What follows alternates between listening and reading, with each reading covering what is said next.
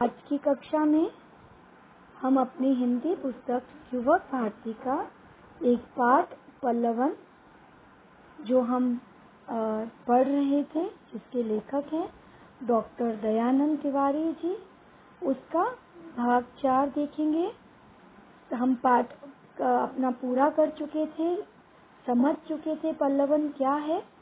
आज हम उसका स्व अध्याय कर लेते हैं ताकि आप अपने पुस्तकों में वह लिख सकें और आपको समझ आएगा कि परीक्षा की दृष्टि से आपको स्व अध्याय कैसे लिखना है। प्रश्न देख लेते हैं। पल्लवन की प्रक्रिया पर प्रकाश डालिए। और दूसरा प्रश्न है, पल्लवन की विशेषताएं स्पष्ट कीजिए। पाठ पर आधारित ये प्रश्न हैं और हम देख लेते हैं इन्हें। पल्लवन की प्रक्रिया पर प्रकाश डालिए। सबसे पहले पल्लवन के लिए दिए हुए वाक्य, सूक्ति, लोकोक्ति या कहावत को ध्यान पूर्वक पढ़ना चाहिए ताकि मूल के संपूर्ण भाव को आप अच्छी तरह से समझ पाएं। जब भी पल्लवन लिखना शुरू करेंगे ना, तो सबसे पहले आपको क्या प्रश्न दिया गया है उसे ध्यान पूर्वक पढ़िए और समझिए।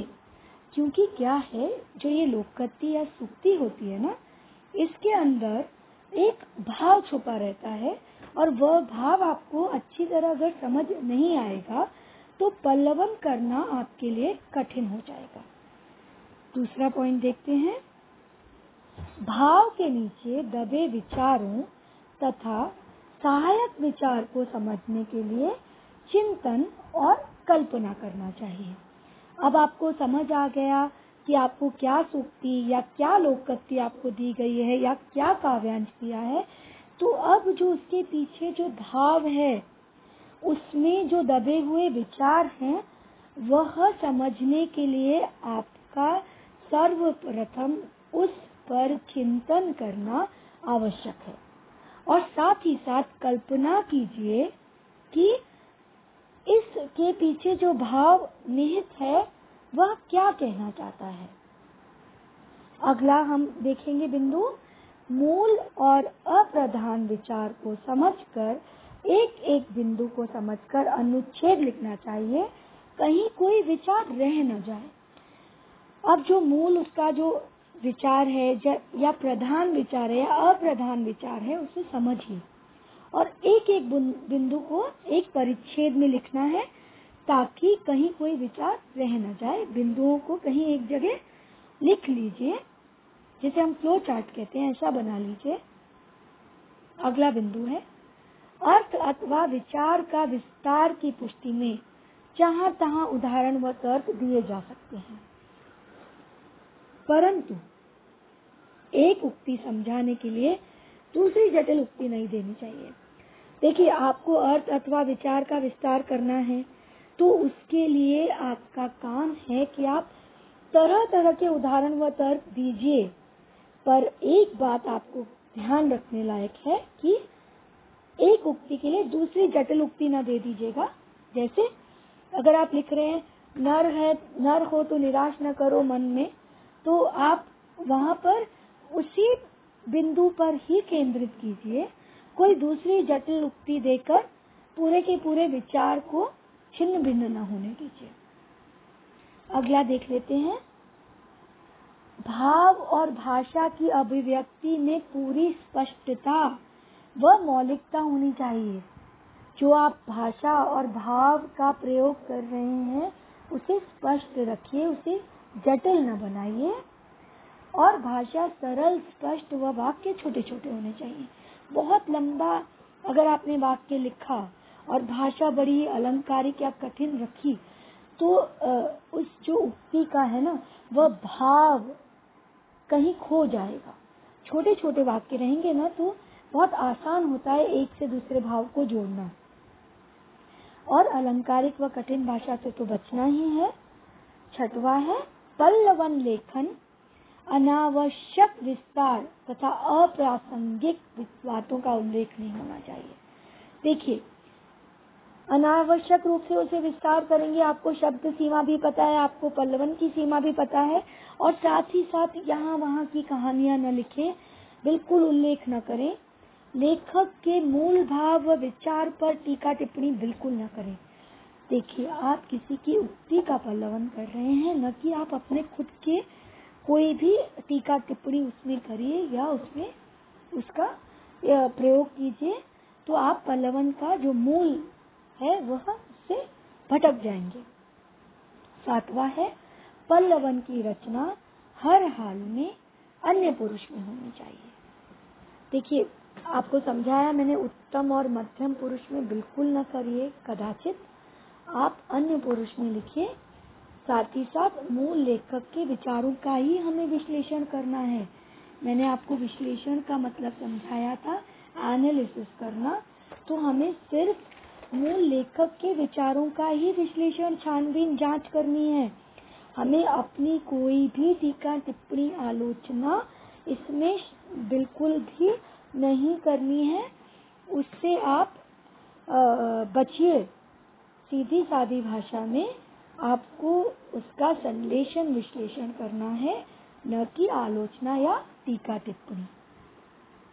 बहुत ही बारीकी से आपका काम है पल्लवन करना, तो इन सारे के सारे बिंदुओं को अपने मस्तिष्क में, अपने ध्यान में रख लेना है। अगला और अंतिम बिंदु है, पल्लवन में एक सीमा तक निबंध के गुण होते हैं, परंतु पल्लवन और निबंध को एक मानना गलत है। दोनों में स्पष्ट अंतर है। निबंध में किसी विचार को विस्तार से लिखने के लिए कल्पना, प्रतिभा और मौलिकता का आधार लिया जाता है, परंतु पल्लवन लेखन में विषय का विस्तार होता है। विस्तार जो है वो सीमा के अंतर्गत किया जाता है। आपने निबंध लेखन किया होगा, निबंध में आप, हम कहते हैं ना, फॉर और अगेंस्ट, वाद और विवाद, वह आप कर सकते हैं, ठीक है। आप पॉजिटिव नेगेटिव दोनों पॉइंट लिख सकते हैं, परंतु पल्लवन में आपको सिर्फ विषय का विस्तार करना है। जो भी काव्य या आपको सूक्ति दी गई है, उसी के अंतर्गत आपको सीमा में रहकर करना है, और जो कथन या मुद्दा है उसकी मौलिकता को संभाला जाना है। आपको उसमें अपने विचार नहीं प्रयोग करने हैं। तो यह हमारे पहले प्रश्न का उत्तर है। दूसरा प्रश्न देख लेते हैं, पल्लवन की विशेषताएं स्पष्ट कीजिए। तो पल्लवन की सबसे पहली विशेषता है कल्पनाशीलता, और कल्पनाशीलता पल्लवन में अत्यंत महत्वपूर्ण है। जो भी उक्ति, सूक्ति, कहावत या काव्य पंक्ति दी गई है, उसका भाव, बोध व विचार विस्तार कल्पना से ही संभव है। जब तक आपने कल्पना नहीं की कि यह सूक्ति क्या कह रही है, इसे अपने शब्दों में किस प्रकार ढाला जाए, तो जो भी विचार व भाव आते हैं उन्हें तर्क युक्त तरीके से प्रस्तुत करें, पर कल्पना की अतिरेक से बचना है। अपनी कल्पना को भी सीमा में रखना है। जरूरत से ज्यादा इमेजिनेशन का प्रयोग न कीजिए, ठीक है। अगला बिंदु है मौलिकता। पल्लवन करते समय पल्लवन लेखक को अंधानुकरण से बचना चाहिए। किसी भी चीज का बिना आंखें खोले, बिना सोचे समझे नहीं, भावना के से हटकर बिल्कुल भी नहीं चलना है। दूसरे उक्ति या विचार का समावेश होना चाहिए। देखिए, पहली बात, अंधानुकरण नहीं करना। दूसरा, जो भी उक्ति या विचार है उसे समावेश होना चाहिए। इसमें नयापन, ताजगी और मौलिकता का भाव होना चाहिए। आप अपनी कल्पना का प्रयोग कीजिए, उसमें नयापन लाइए, पर किसी भी का लिखा हुआ कोई भी मूल विचार उसे ब्लाइंडली फॉलो नहीं करना है। सृजनात्मकता, पल्लवन लेखक के पास सृजन करने की क्षमता होनी चाहिए। देखिए, छोटी सी सूक्ति है और उसे आपको 150 से 200 शब्दों में विस्तृत करना है तो उसके लिए भी आपके पास सृजन करने की क्षमता होनी चाहिए। उसे निरंतर पल्लवन में अभ्यास होना चाहिए, तभी वह श्रेष्ठ और उत्तम कोटि का लेखन कर सकता है। आपको पल्लवन का अभ्यास निरंतर करना चाहिए। 12वीं कक्षा के आप विद्यार्थी हैं, पल्लवन आपके लिए बहुत ज्यादा आवश्यक है। उसे आपको निरंतर उसका अभ्यास कीजिए, तभी आप उत्तम कोटि का लेखन कर सकेंगे। 5वां है भाषा शैली। भाषा शैली अलंकारिक और जटिल भाषा का तो प्रयोग बिल्कुल कतई न कीजिए। व्यर्थ का विस्तार न होने दीजिए। सटीक शब्दों के माध्यम से छोटे छोटे वाक्य प्रयोग कीजिए। अगला है शब्द चयन। संस्कृत अलंकारिक व क्लिष्ट, जिसे हम जटिल शब्द कहते हैं, चयन न कीजिए।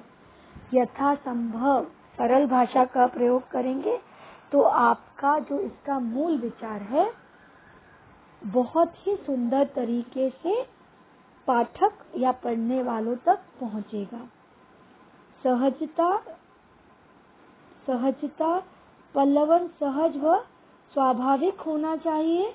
इसमें कृत्रिम या बनावटीपन बिल्कुल नहीं होना चाहिए और स्पष्टता होनी चाहिए। आपके विचारों में सभी तथ्य स्पष्ट साफ हो, आलोचना का कोई स्थान न हो। मैं आपको बार बार याद दिला रही हूँ। क्रमबद्धता पल्लवन में तथ्यों को ध्यान में रखिए। विचारों व भावों को सही क्रम में प्रस्तुत करना नितांत आवश्यक है। हर तथ्य को, हर विचार को एक क्रम में रखिए, आपका क्रम बिखरने न पाए। पहले 2 प्रश्नों के पश्चात हम अगले 2 प्रश्न देख लेते हैं। व्यावहारिक प्रयोग के हैं ये। यहाँ पर आपको भाव पल्लवन करना है। ढाई आखर प्रेम का पढ़े सो पंडित होए। इस पंक्ति का भाव पल्लवन कीजिए। पहले तो ये जो दोहा है इसका आप अर्थ समझिए कि अगर किसी ने 2.5 अक्षर प्रेम का पढ़ लिया तो फिर दुनिया में कोई भी ज्ञान हो, कोई भी बड़ा पंडित हो, उससे बेहतर वह मनुष्य हो जाता है। क्योंकि देखिए बुराई और स्वार्थ से बहुत ज्यादा ऊपर प्रेम का स्थान है। हम इसका भाव पल्लवन देखते हैं। 2.5 आखर प्रेम का पढ़े सो पंडित होए। इस पंक्ति का भाव पल्लवन कीजिए। जीवन में प्रेम महत्वपूर्ण तत्व है। 2.5 आखर प्रेम का पढ़े सो पंडित होए, इस कथन में जीवन का सार समाया हुआ है। जिसने भी प्रेम को जाना, समझा, परखा और आत्मसात कर लिया, उसे जीवन में कुछ और जानना और समझना शेष ही नहीं रह जाता। जो भी प्रेम में डूब गया और उसके भाव को जान लिया तो समझो वह परम ज्ञानी बन गया। अतः प्रेम ज्ञान है और प्रेमी ज्ञानी है। जो प्रेम नहीं कर सकता वह अज्ञानी है। प्रेम शब्द में 2.5 अक्षर हैं। प, आधा र और म, इन 3 शब्दों से यह प्रेम बनता है। मानव को परिपूर्ण करके जीवन को सफल बना देता है। प्रेम से मनुष्य विनम्र और व्यवहार कुशल बनता है, जबकि विनम्रता से दृढ़ शक्ति होता है, जिसके फलस्वरूप अगम्य भी गम्य हो जाता है। अगम्य का मतलब है जहाँ पहुँचा न जा सके वह भी आसान हो जाता है। त्याग, सेवा और समर्पण का भाव आ जाता है। अर्थात जिसने भी प्रेम के मर्म व महत्व को समझ लिया और आत्मसात कर लिया, वही सच्चा ज्ञानी है। देखिए, यह जो पल्लवन मैंने आपके लिए किया, इसमें जो कुछ बातें हमें समझने योग्य हैं कि आपने सबसे पहले ये जो था 2.5 आखर प्रेम का संपूर्ण भाव आपने समझ लिया। फिर आपने भाव के नीचे दबे विचारों तथा सहायक विचार का चिंतन किया। इसी प्रकार मूल विचार को समझकर एक एक बिंदु को उसमें जोड़ा। फिर इस जो अर्थ और विचार जो आपको समझ आया, इसके आपने विस्तार किया और साथ ही साथ आपने उदाहरण भी दिए, तर्क भी दिए, पर कोई भी वाक्य जटिल न हो, इस बात का आपने खास महत्वपूर्ण तरीके से ध्यान दिया। अगला है, भाव और भाषा की जो अभिव्यक्ति है वो पूरी स्पष्ट होनी चाहिए और मौलिक होनी चाहिए। पल्लवन लेखन अनावश्यक विस्तार तथा बातों का उल्लेख नहीं करना है, और यहाँ पर हमने अपनी कोई टीका टिप्पणी नहीं की। जो दोहा है उसे जस का तस पल्लवन में उतारा गया, उकेरा गया, और हर रचना को अन्य पुरुष में रखा। साथ ही साथ इसको हमने जो सूक्ति थी, दोहा था, उसकी सीमा में रहकर ही किया, कल्पना की, विस्तार भी किया, पर कथन और मुद्दे से हटे नहीं हम। अगला हम देख लेते हैं अब। जीवन को, माफ कीजिए, अगला है, लालच का फल बुरा होता है, इस उक्ति का विचार पल्लवन कीजिए। अब ये वाला हम पल्लवन समझ लेते हैं, देख लेते हैं। लालच का फल बुरा होता है, इस कथन में सत्य है। इसमें कोई अतिशयोक्ति नहीं है, मतलब कोई बड़ी बात नहीं है अगर हमने यह कहा कि लालच का फल बुरा होता है। लालच करके अक्सर हम कोई ऐसी मुसीबत मोल ले लेते हैं जो हमारे लिए नुकसानदायक ही होती है। कोई भी लालच ज्यादा समय तक टिक नहीं पाता है। एक न एक दिन उस लालच का दुष्परिणाम, बुरा परिणाम सामने आता ही है। इसके लिए हमें सदैव लालच करने से बचना चाहिए। यदि हम समय रहते लालच की प्रवृत्ति को त्याग देते हैं तो शायद हम लालच के बुरे परिणामों से बच भी सकते हैं। क्योंकि क्या है ना, स्वार्थ सिद्धि करते करते कब हम लालची बन जाते हैं और कब हम खुद को ही हानि पहुंचा लेते हैं, हम समझ नहीं पाते। जीवन में हम किसी न किसी बात पर लालच कर बैठते हैं और अधिक पाने की लालसा, कहते हैं ना 99 का फेर, में कुछ ऐसा कार्य कर देते हैं कि हमारे पास जो कुछ होता है हम उसे भी गंवा बैठते हैं। इसी प्रकार लालच के कारण चरित्र पर कलंक लग जाता है, मान सम्मान सब कुछ खत्म हो जाता है। दरअसल लालच दूसरों का हक मारने की प्रवृत्ति है। हर मनुष्य को अपने हिस्से का ही हक मिलना चाहिए। जब वह लालच करता है अर्थात वह किसी न किसी का हक मार रहा है। लालच का मतलब है कि आप अपनी जरूरत से अधिक पाने का प्रयास करना, कोशिश करना। जब हम अपनी जरूरत से अधिक पाने का प्रयास करके ज्यादा हासिल करने की कोशिश करते हैं तो कहीं न कहीं दूसरे का हक मारते हैं।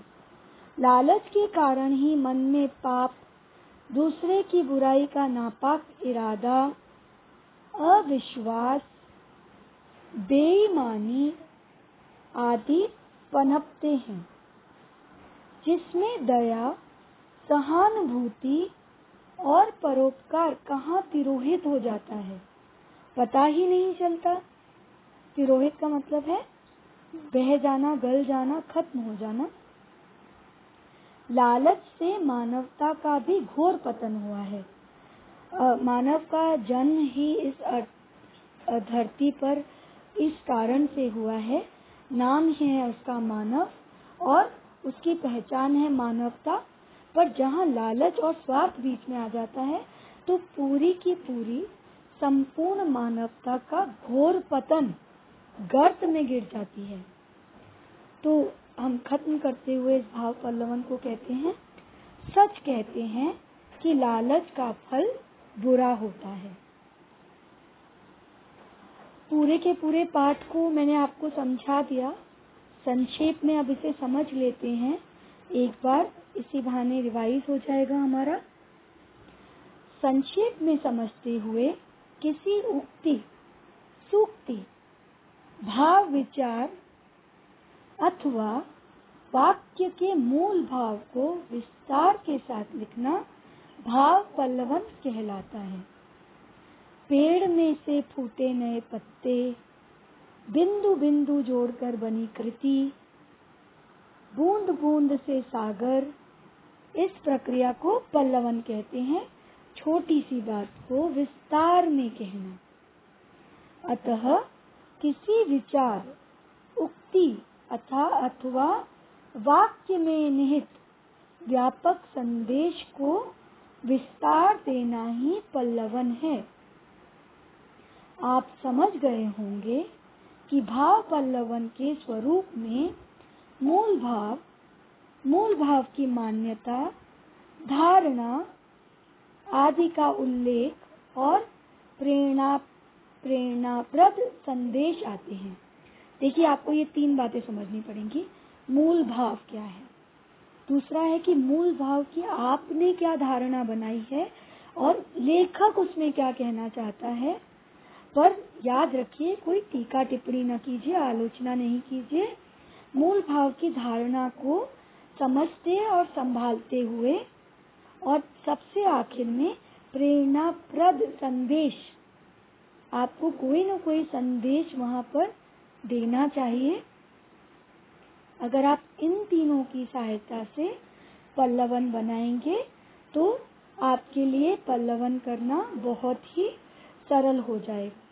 परीक्षा की दृष्टि से भी आपके लिए यह पाठ बहुत महत्वपूर्ण है। इसका मनन कीजिए और पल्लवन करने की कोशिश कीजिए। मैं आपको कुछ यहाँ पर सूक्ति और उक्ति देती हूँ, आप उसको अपने शब्दों में पल्लवन। एक और बहुत सुंदर उदाहरण आपको मैं असाइनमेंट देने के पहले करा देती हूँ। उदाहरण के लिए है, करत करत अभ्यास के जड़मति हो तो सुजान का भाव पल्लवन ध्यान से पढ़िए। यह मैं आपको क्यों बता रही हूँ, क्योंकि यह आपके खुद के जीवन के लिए बहुत ही महत्वपूर्ण है कि आप जितना अभ्यास करेंगे ना, उतना ज़्यादा आप जिंदगी में समझ पाएंगे, अपनी पढ़ाई पर ध्यान दे पाएंगे। जैसे आपने कभी कुएं पर देखा है, एक कुएं के पत्थर पर एक रस्सी होती है, वो ऊपर नीचे जाती रहती है। तो पत्थर पर आपको पता है कि गड्ढा कर देना या उसके ऊपर निशान बना देना बहुत मुश्किल है, पर वह रस्सी जैसी कमजोर चीज निरंतर आते जाते उसके ऊपर निशान छोड़ जाती है। तो इसी के ऊपर कहा गया है कि करत करत अभ्यास से जड़मति हो तो सुजान। अब हम इसका भाव पल्लवन देखते हैं। निरंतर अभ्यास से अज्ञानी व्यक्ति भी ज्ञानवान हो सकता है। अभ्यास से व्यक्ति की बुद्धि का विकास होता है और उसकी जानकारी बढ़ती है। अभ्यास के लिए परिश्रम आवश्यक होता है। परिश्रम द्वारा मंद बुद्धि व्यक्ति भी बुद्धिमान हो सकता है। तो यह बात कहना छोड़ दीजिए कि मैं कर नहीं सकता। अगर परिश्रम करेंगे तो कितना भी कमजोर दिमाग का मनुष्य होगा, वह बुद्धिमान हो सकता है। बुद्धि के परिष्कार और संस्कार के लिए लगातार प्रयास करना जरूरी है। ज्ञान की प्राप्ति और बुद्धि को धारदार बनाने के लिए लगातार अभ्यास करना आवश्यक होता है। परीक्षा में वही विद्यार्थी अच्छे अंक पाता है जो लगातार अध्ययनरत रहता है। ज्ञान अपने आप चलकर हमारे पास नहीं आता, बल्कि ज्ञान प्राप्त करने के लिए हमें निरंतर अथक बिना थके प्रयास करना पड़ता है। जो जितना अधिक प्रयास और अभ्यास करता है, उसके ज्ञान के भंडार में उतना ही विस्तार होता है। और ज्ञान किसी की बपौती नहीं है। बपौती का मतलब होता है किसी का उस पे अधिकार नहीं है ज्ञान पर। ज्ञान हर कोई प्राप्त कर सकता है जो उसे प्राप्त करने के लिए प्रयास करे। ज्ञान उसे प्राप्त होता है जो इसके लिए निरंतर प्रयास करता है। आप भी, यह आपके लिए 12वीं कक्षा के छात्रों के लिए बहुत अच्छा पाठ है, एक सीख है, ध्यान से सुनिएगा। आप भी एक पाठ को जितनी बार पढ़ते हैं वह आपको उतना ही बेहतर समझ में आता जाता है। आप अपनी इकाइयों को जितनी बार दोहराएंगे, आप परीक्षा में उतना ही बेहतर लिख सकेंगे। देखिए, हिंदी के लिए तो सीधी साधा आपके लिए एक टिप है कि आप जितना हिंदी का लेखन करेंगे, जितना आप अपनी वर्तनी यानी स्पेलिंग्स को सुधारेंगे, उतना ज़्यादा आपके जो पेपर चेक करेंगे उनके ऊपर आपका प्रभाव पड़ेगा। तो आपको हिंदी के लिए खास करके बहुत मेहनत कीजिए, उसे जितना ज़्यादा हो सके लिखिए। सचिन तेंदुलकर कैसे बने, उस्ताद जाकिर हुसैन कैसे बने, यह सब निरंतर अभ्यास और रियाज का ही कमाल है। आप भी जितनी मेहनत करेंगे, जीवन में उतने ही सफल होंगे।